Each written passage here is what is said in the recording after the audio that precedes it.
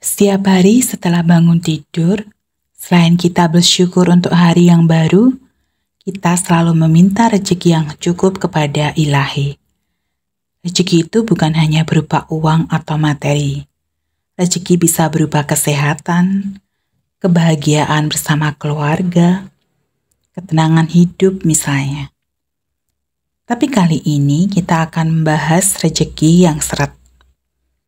Pernahkah kalian merasa padahal sudah rajin berdoa, sedekah juga gak pernah lupa, sering membantu orang yang kesulitan, tapi hidup begitu-begitu aja. Keuangan juga merasa pas-pasan. Hal ini bisa jadi Sobat Diva sampai saat ini ada yang masih menyimpan dendam karena pernah disakiti seseorang. Sebenarnya Tuhan itu memberi berkat yang banyak ke kita. Tapi karena ada rasa dendam dan sakit hati, seperti kerak yang bisa menjadi penghambat aliran berkat itu sendiri. Ibarat selang yang mengalirkan air, karena tersumbat kerak maka alirannya menjadi kecil. Marilah mulai sekarang kita bersihkan hati kita dari kerak kotoran, agar hidup kita lebih tenang, damai dan berkat melimpah. Orang yang menyimpan dendam atau kebencian terhadap seseorang itu ibarat orang yang kemana-mana membawa tas punggung yang berisi batu.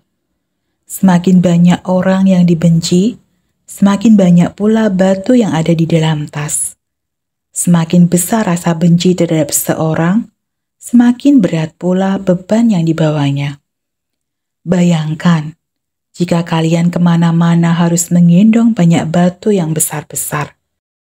Hidup udah berat, kenapa harus ditambahi dengan beban lagi?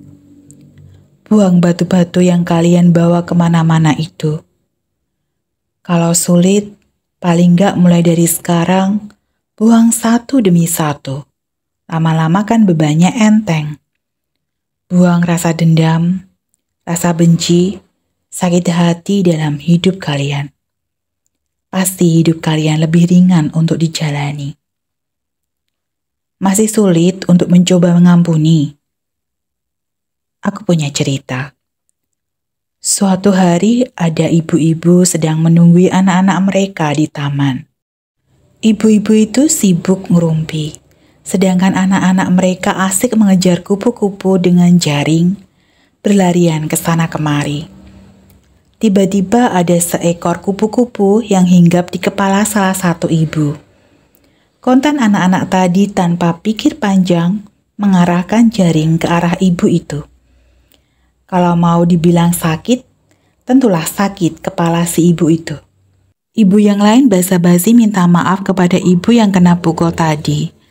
Maafkan anak-anak ya bu. Oh, gak apa-apa bu, mereka kan masih anak-anak. Mereka gak tahu, jawab si ibu sambil menahan sakit. Nah, begitu juga dengan kita. Anggap saja kita seperti ibu yang kena pukul itu, yang memaafkan anak-anak kecil yang dianggapnya tidak tahu. Mungkin selama ini orang-orang yang menyakiti kita tidak sengaja atau tidak peka, dan yang pasti tidak tahu kalau dia atau mereka sudah menyakiti perasaan kita. Sesakit apapun itu, ambil nafas yang panjang, lalu hembuskan. Berdoa sama Tuhan. Ya Tuhan, ampuni mereka, karena mereka tidak tahu apa yang telah mereka lakukan. Bisa saja kesalahan orang lain yang kamu lepas, membuat segala dosa-dosamu juga diampuni oleh Tuhanmu. Hidupmu diberkati lebih dan lebih lagi. Sebelum kita berpisah, ini sepenggal cerita hidupku tentang memaafkan seorang ketika merasa tersakiti. Aku sudah tak marah, walau masih teringat semua yang terjadi kemarin. Jadikan ku yang hari hari ini aku sudah tak benci, walau nyatanya merugi. Terdengar tidaknya kata maaf, hati lapang terima semua.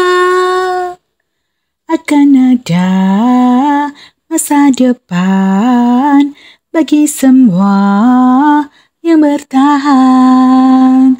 Duniaku pernah hancur, langkah lagi satu-satu.